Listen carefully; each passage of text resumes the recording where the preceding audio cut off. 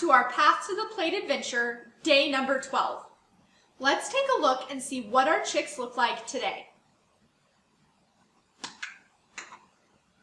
So inside the egg, our chick continues to grow.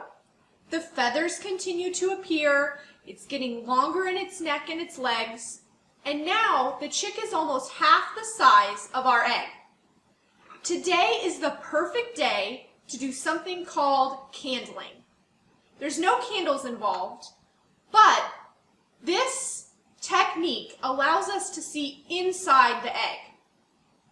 You can actually candle on about day 7 to 8, but if you wait until day 12 or 13, things are pretty clear because the chicks are a lot larger inside the egg. So what is candling? Candling is where you take a source of light, you stick the egg with the big end down because at the bottom there's the air cell. And we're going to stick the egg on top of the light. Now, don't use a flashlight that has a heated bulb. We don't want any heat to go directly into the egg.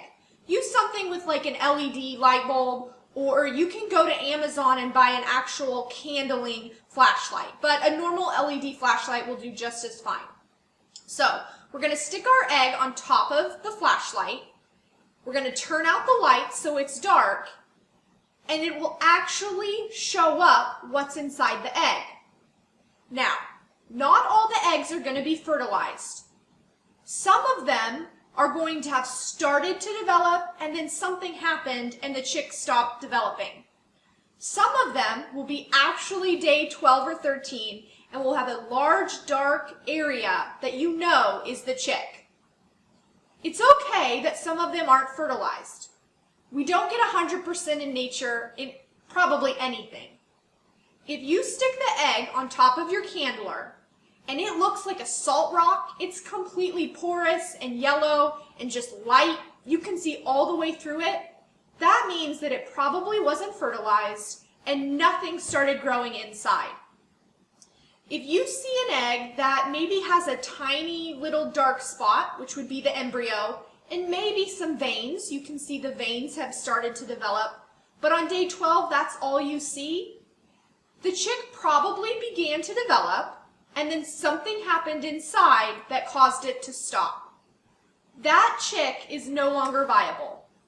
That chick will not continue to grow, and it's better to just take both the unfertilized and the ones that have stopped growing out of the incubator. When things die, they release bacteria and bad things for the other eggs inside the incubator. So it's best to just stick your hand in real fast, remove those eggs, and just throw them away. That's another reason to wait until day 12 or 13, because it's very obvious from our large fertilized 12-day-old chick to ones that stopped growing in the first couple days. Now, if you do find a 12-day-old egg, which you will, it's going to take up most of the egg. You're probably going to see some blood veins going through. That's great. That allows the blood to circulate and the nutrients to circulate through your chick. At the bottom, you can see the air cell. And then that dark mass inside, if you watch long enough, it's probably moving around. That's your chick. Now, remember, our eggs have to stay warm at about 99 to 100 degrees. So we don't want to keep them outside the incubator too long. So check them for a couple seconds and then put them back in the incubator. You might see some interesting eggs that don't look quite right. There's things that maybe there was a crack inside the egg, and you can see that crack with the illumination of the light. Another interesting thing that happens to some eggs is called a blood ring. You can put the egg on the candle and you'll see some things inside, but probably all the way around is going to be this ring of dark, maybe red looking circle, and it's a blood ring. That chick is not viable anymore, and most common what has happened is somehow bacteria has entered that egg, or developmentally the cells inside have said, wait, something's not right, and that chick has just stopped developing. Come back tomorrow to see day 13, and let's take a look and see what our chicks look like.